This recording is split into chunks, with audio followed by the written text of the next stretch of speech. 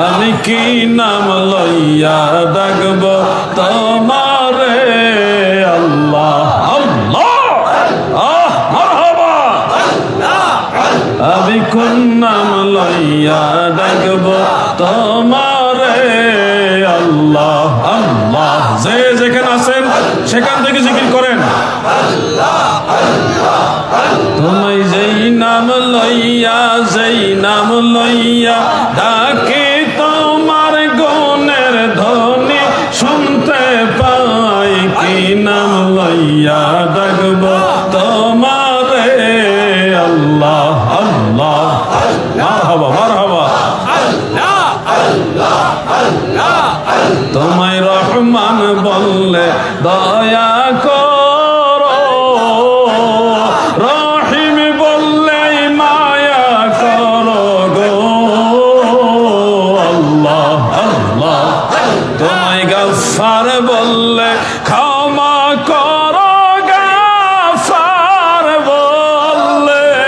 গফফার বললে ক্ষমা করো তোমার গুণের সীমা নাই কি নাম লইয়া ডাকব তোমারে আল্লাহ আল্লাহ জিকির করো না ছোট ভাইরা জিকির করো আমি কোন নাম লইয়া ডাকব তোমারে আল্লাহ আল্লাহ আল্লাহ আল্লাহ তোমায় যেই নাম লইয়া ডাকি তোমার গুণের ধ্বনি শুনতে পাই কি নাম লইয়া ডাকব তোমারে আল্লাহ আল্লাহ আল্লাহ আল্লাহ আল্লাহ মারহাবা এই জিকির কি আর থামানো যায় তোমায় ডাইকাছিল মুসা নবী তোর পাহাড়ে গেলেন তিনি আল্লাহ আল্লাহ তোমায় ডাইকাছিল ইব্রাহিম খলিল নমরুদের আগুনে পইরা গো আল্লাহ আল্লাহ আগুন হইল ফল বাগিচায় আগুন হইল ফুল বাগিচা ইব্রাহিম তো জ্বলে না কি নাম লইয়া ডাকব তোমারে আল্লাহ মারহাবা জিকির জিকির আকাশ বাতাস যেন কাঁপতেছে আল্লাহ আল্লাহ তোমায় যেই নাম লইয়া ডাকি তোমার গুণের ধ্বনি শুনতে পাই কি নাম লইয়া ডাকব তোমারে আল্লাহ আল্লাহ আল্লাহ আল্লাহ মাশাআল্লাহ মাশাআল্লাহ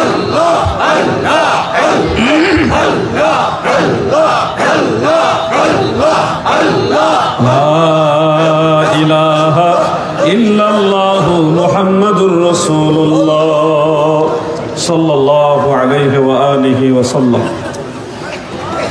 যোগ শ্রেষ্ঠ মহাওলি জামানার মহাতাপস খাজা এনায়েতপুরীর বাগানের উজ্জ্বল নক্ষত্র শাহেনশাহ তরিকত রহনুমায়ে শরিয়াত হযরতুল আল্লামা শাহ সুফি খাজা সাইফুদ্দিন নকশবন্দি মুজাদ্দিদি সাহেব কদ্দাসাল্লাহু সিররাহু ওয়া নওয়ারাল্লাহু মারকাদা তিনার পবিত্র ফাতেহা দিবস উপলক্ষে আজকের এই পবিত্র আয়োজনের যিনি মধ্যমণি, আমার মাথার মণি, মাথার তাজ, জিন্দা ওলি, জাগ্রত ওলি, মহা ওলি, জামানার মহান ওলি খাজা বাবা শাহ সুফি মুর্শিদপুরি মাদ্দাজিল্লাহুল আলী হুজুর কেবল আজম এবং হুজুরের দুই সাহেবজাদা শাহজাদা দয় উপস্থিত দরবার শরীফের সম্মানিত খাদেমবৃন্দ, দায়িত্বশীল সকল নেতৃবৃন্দ, আশিকিন, জাকিরিন, মুহিব্বিন, আমার কলিজার টুকরা জাকের ভাইরা এবং বোনেরা, সবচেয়ে বড় আনন্দের বিষয় হলো অনেকদিন পরে খাজা বাবাকে দেখলাম। আমি মাঝে মধ্যে ছোট আব্বাজানকে জিজ্ঞাসা করতাম, আব্বাজান বহুদিন হয় হুজুরকে আব্বাজানকে দেখি না, একটু দেখার সুযোগ করে দেন না। অনেক চেষ্টা করছি, আজকে সেই চেষ্টার সফলতার মুখ দেখেছি। কেমন জাদু করেছেন, প্রেম করেছেন, কি প্রেম আমার অন্তরে ঢুকাইছেন যে পৃথিবীর যে কোনো রাষ্ট্রে যাই খাজা বাবা মুর্শিদপুরকে ভুলতে পারি না। আমি আজকেও খাজা বাবাকে বলছি, বাবা কোনো লৌকিকতা নয়, মুখ থেকে মৌখিক কোনো কথা নয়, লিপসিম্পিতি নয়, অন্তর থেকে বলছি আমি দুনিয়া ও আখেরাতে আপনার পাক কদমে থাকতে চাই। আল্লাহর ওলিদের সাথে থাকলে আমাদের মনোবল বাড়ে, কারণ আমাদের এমন কোনো যোগ্যতা নাই যে যোগ্যতা দিয়ে আল্লাহর আদালত পার হয়ে যেতে পারবো। বড় কঠিন জায়গা এটা। সেই কঠিন জায়গাটা পার হওয়ার সহজ একটা পদ্ধতি হলো আল্লাহর ওলিদের সোহবত। কামেল মোকাম্মেল পীর ও মুর্শিদের সোহবতে যদি আমরা থাকতে পারি, তেনাদের উসিলা আল্লাহ তাআলা আমাদের ক্ষমা করবেন, পরকাল পার হইতে পারবো। তাই আল্লাহর ওলি বলেন, যদি ঠকিতে না চাহো হাটে এসে বসো, পীরের নিকট যে ঘেসে, হৃদয়া কোষেই মহা উপদেশে, মনে মুখে মুহাম্মদ শব্দ বলো। যদি জোড়াইতে চাহ মর্ম জ্বালা ভব, বাড়ি দিতে চাহ ভেলা, মন সাধ মিটাইয়া বেলা গাহ গাহ মুহাম্মদ সাল্লে আলা, আল্লাহুম্মা সাল্লে। মাশাআল্লাহ, জাকেরানদের মধ্যে প্রেমের জজবা বয়ে যাইতেছে। মাশাআল্লাহ। ওয়ালা আলি সাইয়্যিদিনা,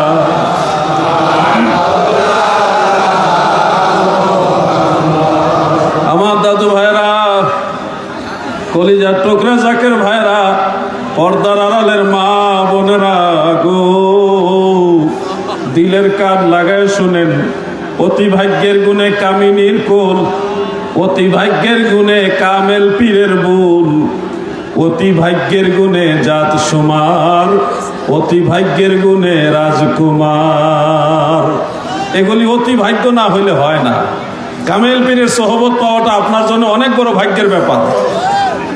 আমাদের দেশে অনেক পীর মাশায়েখ আছেন, কিন্তু সবাই কামেল পীর না, নাকেশ পীরও আছে। কিন্তু আল্লাহর ওলি যারা, তারা নিঃসন্দেহে কামেল পীর। এরকম কামেল পীরের সোহবত পাওয়া এটা খুশনসিবের কাজ। ইমাম ইবনু আবিদিন জৈনুদ্দিন শামী রহমাতুল্লাহ আলাইহের একটা কিতাব আমি সংগ্রহ করেছি, যেখানে অনেকগুলো রেসালা একত্রিত করা হয়েছে। এটার নাম হলো রাসাইল ইবনে আবিদিন, রাসাইল ইবনে আবিদিন। সেই কিতাবটার মধ্যে তিনি বেশ কয়েকটা হাদিস শরীফ একসাথে করেছেন। এর মধ্যে একটা হাদিস শরীফ হলো, দয়াল নবী রাসূল আকরাম সাল্লাল্লাহু আলাইহি ওয়াসাল্লাম বলেন, শেষ জামানায় আমার উম্মতেরা অধিক সংখ্যক নামাজ, অধিক সংখ্যক রোজা, অধিক সংখ্যক আমল দ্বারা জান্নাতে যাবে না। শেষ জামানার আমার উম্মত যারা, তারা সোহবতের কারণে জান্নাতে যাবে। তার মানে নামাজ রোজা লাগবে না, নেক আমল লাগবে না তা নয়। অবশ্যই লাগবে। কিন্তু শেষ জামানায় ফিতনা ফাসাদের গভীর অন্ধকারের জামানায় মানুষ আল্লাহর ওলিদের সোহবতে থাকার কারণে নবীর তরিকা চিনবে, নবীর ভালোবাসার হৃদয়ে পয়দা করবে। এই কারণে তাদের অল্প আমল নবীর মহব্বতে, আল্লাহর ওলির সোহবতে আল্লাহর দরবারে কবুল হয়ে যাবে। কিন্তু অপোজিটে অনেক বেশি আমল থাকবে, কিন্তু রসুলে পাকের মহব্বত হৃদয়ে থাকবে না, ওলি আল্লাহর প্রতি শ্রদ্ধা তাজিম থাকবে না। এই ধরনের মানুষগুলি আখেরাতে লাভবান হতে পারবে না। খাজা বাবা মুর্শিদপুরি আপনাদেরকে বলছেন তোমরা যত বড় গুনাহগার হও ভয় পাও না। তোমরা যদি এমনও মনে করে যে আল্লাহর জাহান্নাম ছাড়া আমার উপায় নাই, তাও ভয় পাও না, তোমরা আমার কাছে আসো। হুজুর কেবলা আমাদের বলতেন তোমরা নামাজের সূরা কেরাত নিয়ম কানুন এগুলিও জানো না, তাও ভয় পাও না, তোমরা আল্লাহর রহমতের আশা করো, আমার কাছে আসো, আমি তোমাদেরকে সেই জান্নাতে যাওয়ার রাস্তা, আল্লাহ পাওয়ার রাস্তা, নবী পাওয়ার রাস্তা দেখায় দিব। মারহাবা বলেন। কাজী নজরুল এটা গান গেয়ে বলতেন। কাজী নজরুল বলতেন, কাজী নজরুল সে সঙ্গীত, ইসলামী সঙ্গীত লিখেছেন, যেটা আমি মাঝে মধ্যে মাহফিলে বলি, আপনারা অনেকে মুখস্থ রেখেছেন, অনেকে জানেনও। কাজী নজরুলের কথা কি মনে আছে? একজন সাচ্চা আশেকে রসুল ছিলেন তিনি। কত সুন্দর সুন্দর নাত শরীফ লিখেছেন তিনি। সেই নাত শরীফগুলি যখন আমরা শুনি তখন আমার অন্তর থেকে ওনার জন্য দোয়া আসে যে নিঃসন্দেহে একজন আশেকে রসুল। তিনি নবীজি শান বলতেন এইভাবে, ত্রিভুবনের প্রিয় মুহাম্মদ এলো রে দুনিয়ায় রে সাগর দেখবি যদি আয় রে সাগর।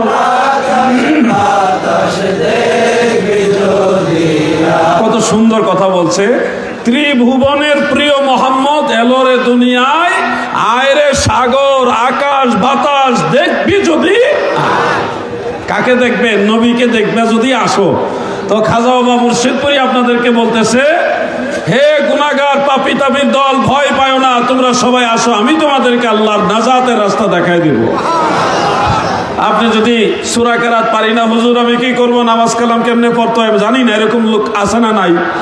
থাকতে পারে, অস্বাভাবিক নয়।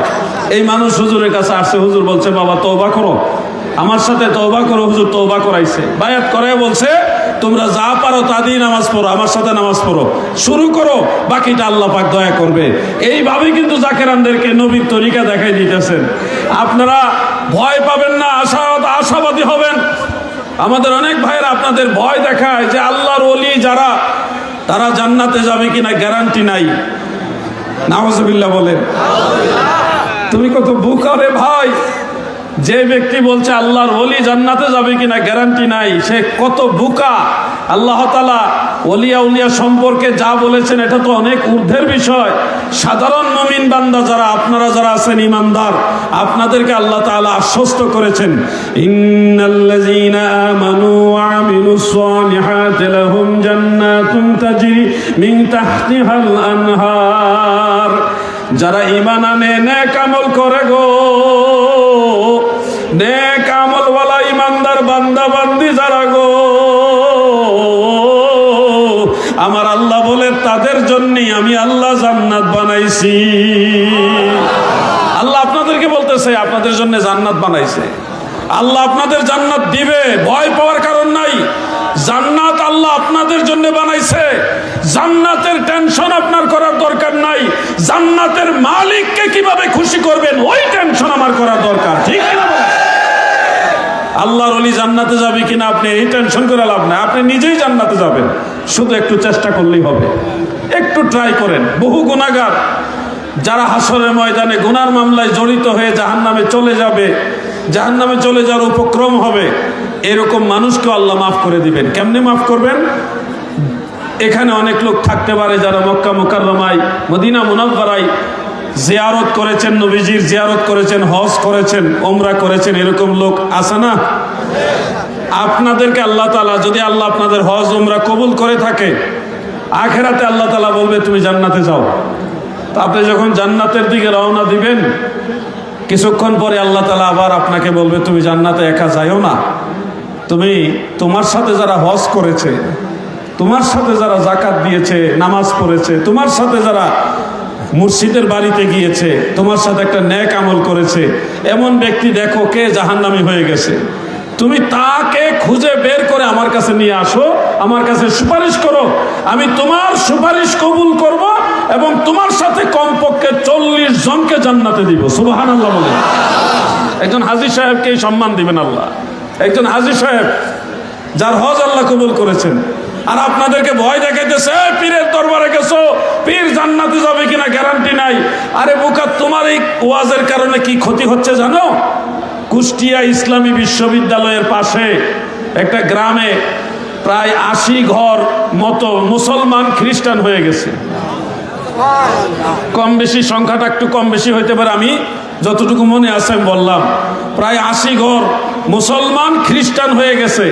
বাংলাদেশের প্রথিতযশা বেশ কয়েকজন আলেম সেই গ্রামে গেছেন, গিয়ে তাদের বাড়ি বাড়ি জিজ্ঞাসা করছেন, আপনারা আল্লাহ তাআলার একমাত্র মনোনীত ধর্ম ইসলাম বাদ দিয়ে কেন খ্রিস্টান ধর্মের মধ্যে চলে গেলেন?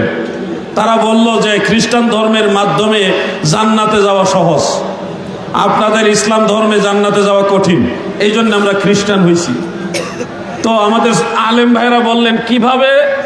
ইসলাম ধর্ম ছাড়া তো আল্লাহর কাছে আর কোনো ধর্মই গ্রান্টেড না, অনুমোদিত না, তাহলে ওই ধর্ম দিয়ে আপনি সহজে জান্নাতে যাবেন কিভাবে? ওই নতুন খ্রিস্টান হওয়া লোকগুলি উত্তরে বললেন যে আমরা মুসলমান আলেমদের কাছে, বক্তাদের কাছে ওয়াজ শুনছি, ইসলাম ধর্মের মধ্যে যারা পীর আউলিয়া তারাই জান্নাতে যাবে কিনা গ্যারান্টি নাই। ইসলাম ধর্মের যারা আউলিয়া পীর বুজুর্গ তারাই জান্নাতে যাবে কিনা গ্যারান্টি নাই। তো হুজুর, এই ওয়াজগুলি শুনে আমাদের ভয় লাগছে, আমরা তো আর পীর হইতে পারবো না, আউলিয়াও হইতে পারবো না, আমরা সাধারণ মুসলমান, আমাদের ইসলাম ধর্মের পীর আউলিয়ারাই যদি জান্নাতে যাওয়ার গ্যারান্টি না থাকে, তাহলে আমরা তো নিশ্চিত জাহান্নামে যাব। খ্রিস্টান ধর্মের লোকেরা এসে বলছে তাদের ধর্মে গেলেই জান্নাত, সামান্য কিছু কাজ করলে তারা জান্নাত দিয়ে দিবে, তাহলে আমাদের সহজ ধর্ম দরকার, এই জন্য আমরা খ্রিস্টান হয়েছি। কথাটা বুঝতেছেন না আপনারা? আসলে ইসলাম ধর্ম ছাড়া আর কোনো ধর্মই আল্লাহর দরবারে গ্রহণযোগ্য। ইন্নাদ-দীনা ইনদাল্লাহিল ইসলাম, আল্লাহ তাআলার দরবারে একমাত্র মনোনীত ধর্ম হলো ইসলাম।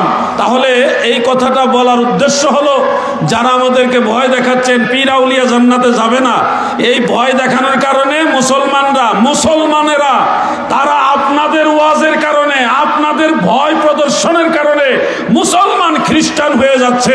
এটার জন্য কি আপনার আল্লাহর কাছে জবাবদিহিতা করতে হবে না? আপনারা আমাকে একটু বলুন, আপনার সন্তানকে যখন মাদ্রাসায়, হাফিজি মাদ্রাসায় ভর্তি করান বা ভর্তি করানোর জন্য কেউ এসে বলে, তখন আপনাকে কি বলে? যে আপনার একটা ছেলে হাফেজে কোরআন হইলে আপনার বংশের 10 জনকে সে জান্নাতে নিতে পারবে। বলে কিনা ভাই? আমাকে একটু সহযোগিতা করুন, বলে কিনা? কথা কিন্তু সঠিক।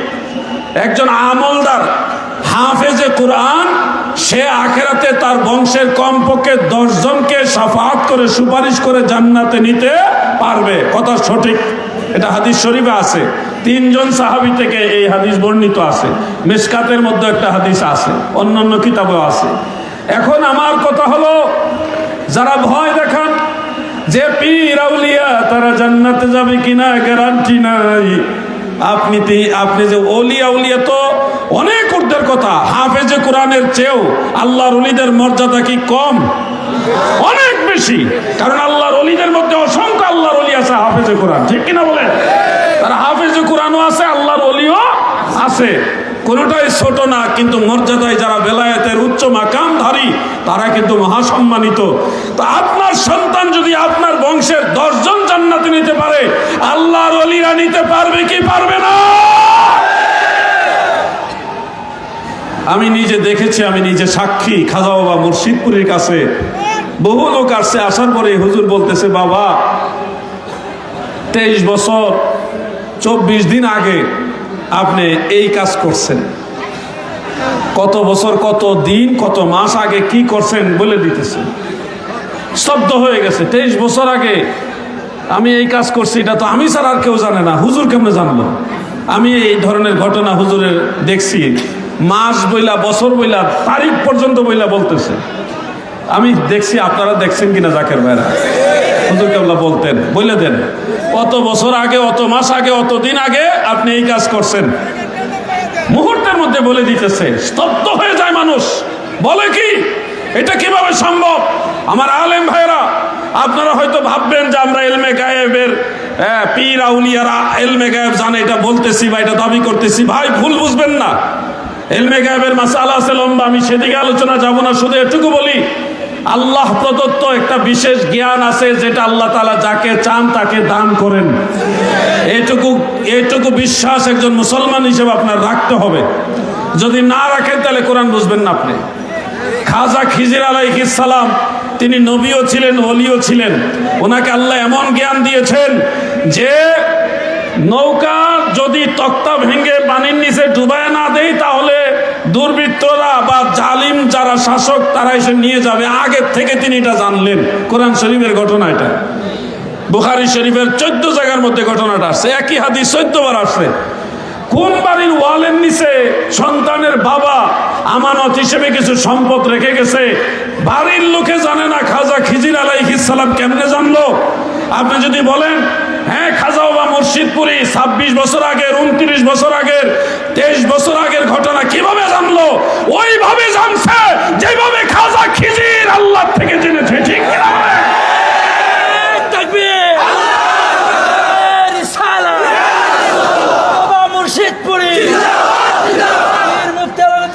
না আমার নাম, না না না না, মুর্শিদপুর দরবার শরীফ। সর্বনাশ, আল্লাহর ওলির দরবার। কোন ওলি আল্লাহর দরবারে আমাদের নাম নিয়ে স্লোগান দিবেন না। এমনি মাহফিলে দিতে পারেন, এটা আপনাদের ইচ্ছা, কিন্তু এটা ওলি আল্লাহর দরবার। এখানে আমি ফকির, এখানে আমি মিসকিন, আল্লাহর ওলির দরবারে ভিক্ষা করতে আসছি। আমাকে বলছে মামুন ভাই, আমার আরো বেশ কয়েকজন ভাই বলছে জিহাদি ভাই আপনার জন্য একটা ঘর, একটা বিছানা, বালিশ, তোষক, ছোট আব্বা জনব আদর করে বললেন আপনার জন্য বিছানার ব্যবস্থা করছি। আমি বললাম আমি তো ফকির, এই দরবারে বিছানায় বসার জন্য তো আমি আসি নাই, আমি এইখানে মাটিতে বসেছিলাম। জাকের ভাইরা দেখছেন কিনা, স্টেজ ওঠার আগ পর্যন্ত আমি মাটিতে বসেছিলাম। জাকের ভাইদের সাথে আর দেখা সাক্ষাৎ করছি, হাত মিলেছি, সালাম কালাম। কতদিন ধরে আপনাদের দেখি না, মনের ভিতরে একটা পিপাসা, কতদিন ধরে আপনাদের দেখি না। ঘরের ভিতর গেলে সবাইকে ঢুকতে দিবে না। আপনারা অনেকে সালাম দিতে পারবেন, অনেকে পারবেন না। জিহাদি ভাই কেমন আছেন এই কথাটা বলতে পারবেন না। এই জন্য আমি আইসাই প্রথম ওইখানে মাটিতে বসছি, পরে এখানে মাটিতে বসা আজকে হাজার হাজার জাকের ভাইদের সাথে আমি হাত মিলাইছি, কথা বলছি। আমার এটা ভালো লাগে জাকের ভাইদের সাথে। আমি মরলে তো আপনারাই দোয়া করবেন আমার জন্য, তো বাতেলরা দোয়া করবেন, আপনারা কাঁদবেন আমার জন্য। আপনারা আমার আপন, আপনারাই তো আমার আপন, আপন লোকের থেকে লুকাইতে নাই। তো আমি এই দরবারে এসেছি, এই দরবারে একজন নগণ্য, আমি উপযুক্ত মনে করি না, নালায়েক একজন জাকের আমি। হ্যাঁ, আপনারা মনে করবেন না যে আমি ইমামে রব্বানী দরবার শরীফের খলিফা, অবশ্যই সেই দরবারেরও আমি একজন লোক, কিন্তু মুর্শিদপুর দরবারেরও আমি একজন লোক। আল্লাহর ওলির দরবারে গোলাম হওয়াটাই হলো সুনসিবের ব্যাপার, খুশনসিবের ব্যাপার। সবাই পারে না, আমৃত্য নিয়া আখেরাত পার হইতে পারবেন না। আমার পীর কেবলা জান হুজুর বলতেন, এলেমের বাহাদুরি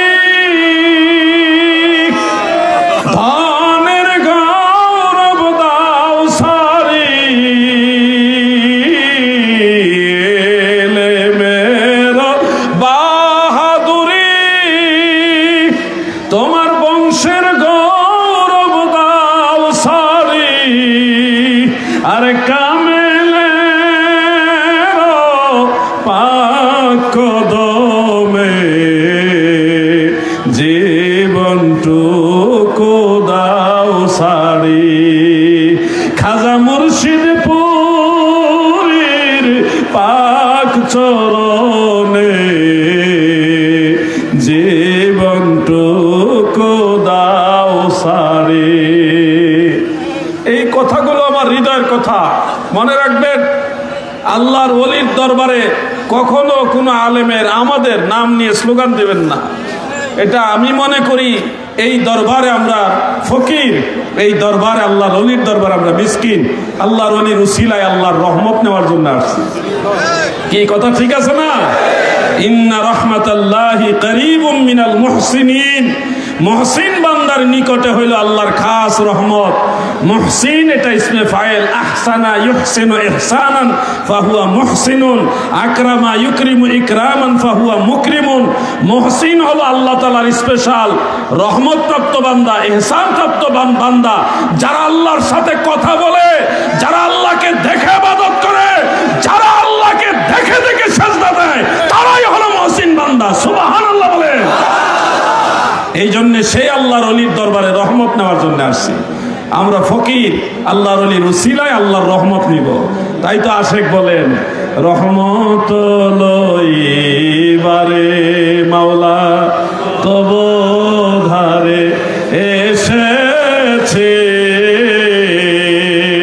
দয়া করে দাও গো রহমত, দয়া করে দাও গো রহমত, দিলের ঝোলা পেতেছি।